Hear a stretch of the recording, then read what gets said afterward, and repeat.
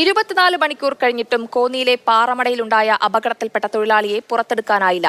മണ്ണും പാറയും ഇടയ്ക്കിടെ താഴേക്ക് പതിക്കുന്നതാണ് രക്ഷാപ്രവർത്തനത്തിന് വെല്ലുവിളി. ബീഹാർ സ്വദേശിയായ അജയ് റായിയെയാണ് ഇനിയും കണ്ടെത്താനുള്ളത്.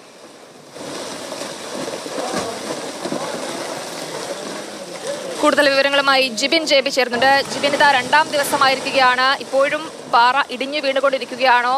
അജയുടെ ബന്ധുക്കളും സ്ഥലത്തെത്തിയിട്ടുണ്ട്. എന്താണ് സ്ഥലത്തു നിന്നുള്ള ഏറ്റവും പുതിയ വിവരം?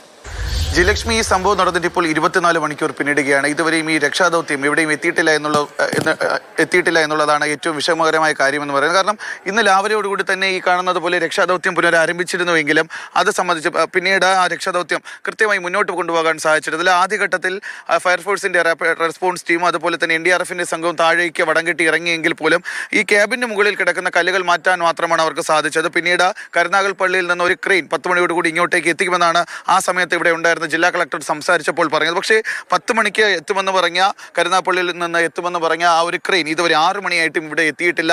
രണ്ടാമത്തെ ഘട്ടം രക്ഷാദൗത്യം ഇതുവരെ ആരംഭിച്ചിട്ടില്ല എന്നുള്ളതാണ് ഏറ്റവും എടുത്തു പറയേണ്ട കാര്യം. സംഭവം നടന്ന 24 മണിക്കൂർ പിന്നിടുകയാണ്. അല്പസമയം മുൻപാണ് കോന്നി ബ്ലോക്ക് പഞ്ചായത്ത് പ്രസിഡന്റ് അമ്പിളി മാധ്യമങ്ങളോട് സംസാരിച്ചു. ആ സമയത്ത് അവർ പറഞ്ഞതും ഈ കാര്യം തന്നെയാണ്. അതായത് കൃത്യമായി പറയുന്നുണ്ട്, സംഭവം നടന്നിട്ട് 24 മണിക്കൂർ ിടുകയാണ്. ഒരു അന്യസംസ്ഥാന തൊഴിലാളി ആയതുകൊണ്ടാണോ ഈ രക്ഷാദൗത്യം ഇപ്പോഴും വൈകുന്നത് എന്നുള്ള ഒരു കാര്യമാണ് അവർ എടുത്ത് ചോദിക്കുന്നത്. പക്ഷേ ഒരു ജനപ്രതിനിധി എന്നുള്ള നിലയിൽ അവർ ഇപ്പോഴല്ലായിരുന്നു ഇത് ചോദിക്കേണ്ടത് എന്നുള്ള ഒരു കാര്യം മാത്രമുണ്ട്. എന്തായാലും ഇപ്പോഴും ഈ ക്രെയിൻ എത്തിക്കൊണ്ടുള്ള ഒരു രക്ഷാദൗത്യം ഇവിടെ ആരംഭിച്ചില്ല. നമ്മൾ ഈ ദൃശ്യങ്ങളിൽ കാണുന്നത് പോലെ തന്നെ രാത്രി ഏറെ വൈകിയാലും ഈ ക്രെയിൻ ഇവിടെ എത്തിക്കഴിഞ്ഞാൽ ഉടൻ തന്നെ താഴേക്ക് ഇറങ്ങിക്കൊണ്ട് രാവിലെ ഈ ക്യാബിന് മുകളിലുള്ള കല്ലുകളൊക്കെ തന്നെ NDRFന്റെ പ്രവർത്തകർ മാറ്റിയിരുന്നു. അപ്പോൾ കല്ലുകൾ മാറ്റിയ സ്ഥിതിക്ക് അവിടെ ഈ ക്രെയിൻ എത്തിക്കഴിഞ്ഞാൽ താഴേക്ക് ഇറങ്ങി റോപ്പ് ഉപയോഗിച്ചുകൊണ്ട് ഇതിൽ ടഗ് ചെയ്ത് താഴേക്ക് മാറ്റാമെന്നുള്ള ഒരു വിശ്വാസത്തിലാണ് ഇപ്പോഴും ഈ രക്ഷാദൗത്യ സംഘമുള്ളത്. അപ്പോൾ എന്തായാലും രക്ഷാദൗത്യം ഇപ്പോഴും പുരോഗമിക്കുകയാണ്. ഈ JCBക്ക് മുകളിലുള്ള പാറ കഷ്ണങ്ങൾ എടുത്തു മാറ്റേണ്ടതുണ്ട്. അതിന് ക്രെയിൻ കൊണ്ടുവന്നിട്ടുള്ള നീക്കങ്ങളാണ് ഇനി നടത്തേണ്ടത്. ഈ മരിച്ച അജയ് റായിയുടെ ബന്ധുവും സ്ഥലത്തെത്തിയിരുന്നു. എന്തായാലും വലിയ വിമർശനങ്ങളും ഇക്കാര്യത്തിൽ ഉയർന്നിരുന്നു.